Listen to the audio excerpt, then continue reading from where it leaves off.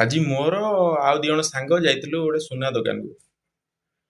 ମାନେ ତାଙ୍କ ଡୋର ଖୋଲିକି ପଶିଲା ବେଳକୁ ଦେଖିଲି ଗୋଟେ ତାଙ୍କ ଟେବୁଲରେ ସେଟଅପ୍ ହେଇଛି ମୁଢି ଆଉ ମିକ୍ସଚର ଆଉ ପିଆଜ ଏସବୁ ଝାଲମୁଢି ଜିନିଷ ଏତିକ। ଝାଲମୁଢି ଗୋଟେ ଭଲ ସେଟଅପ୍ ସେ କରିଛନ୍ତି।